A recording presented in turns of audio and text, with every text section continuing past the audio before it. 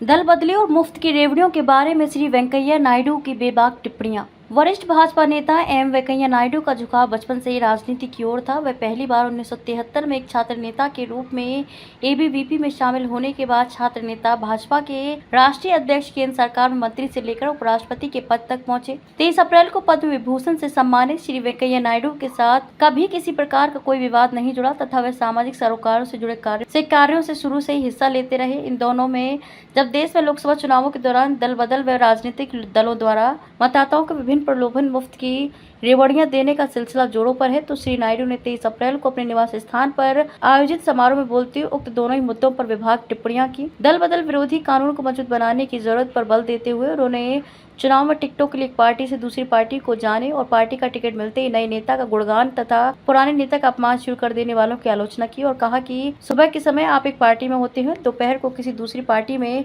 चले जाते हैं और अगले दिन आपको चुनाव लड़ने के लिए टिकट मिलते ही आप अपने नए नेता का गुणगान करना और पुराने नेता को अपशब्द बोलना शुरू कर देते हैं। ये एक नया परेशान करने वाला रुझान है। लोकतंत्र में दल बदलने की अनुमति है, किंतु लोगों को इससे बचना तथा दलों में काम करके अपनी सांख साबित करनी चाहिए। यदि कोई व्यक्ति पार्टी बदलना चाहता है तो उसे पार्टी द्वारा दिए गए सब पदों से त्याग पत्र देने के बाद ही दूसरी पार्टी में शामिल होना चाहिए। 5 दशक से एक ही पार्टी के साथ जुड़े हैं श्री वेंकैया नायडू ने बलपूर्वक ये बात की। दल बदली विरोधी कानून को मजबूत किया जाना चाहिए। आरोप लगने की बात तो समझ आती है, परंतु अपने प्यारे नेता के प्रति अपमानजनक भाषा का इस्तेमाल करने से बचना चाहिए। उन्होंने कहा कि ये किसी विशेष पार्टी का उल्लंघन नहीं कर रहे हैं, ये यहीं पर बस नहीं। श्री वेंकैया नायडू ने चुनाव में विभिन्न राजनीतिक दलों द्वारा मुफ्त के उपहार और प्रलोभनों के वादों पर भी टिप्पणी की है। इसे एक हानिकारक रुझान करार देते हुए उन्होंने कहा कि राज्यों पर लाखों करोड़ों रुपए का बोझ होने के बावजूद सब कुछ मुफ्त में देने का वादा कर रहे हैं।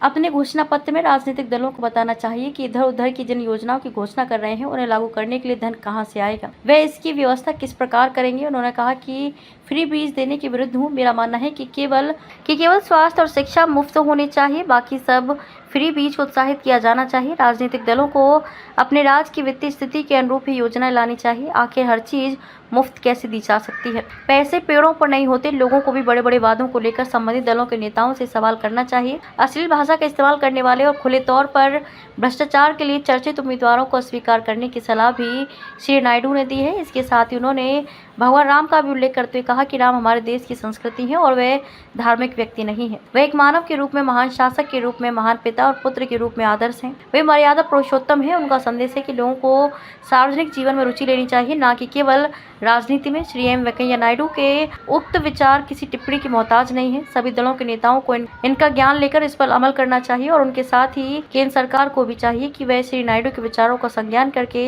दल बदल कानून को कठोर बनाने तथा मुफ्त के उपहार की संस्कृति पर रोक लगाने की दिशा में प्रयास करें। बड़ी से बड़ी खबर,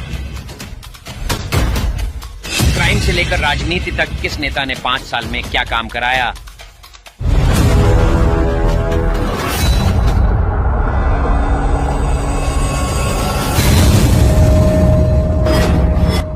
मिलेगी सबसे पहले हर खबर चेंजिंग फ्यूचर न्यूज पर, जो बदलेगा आपका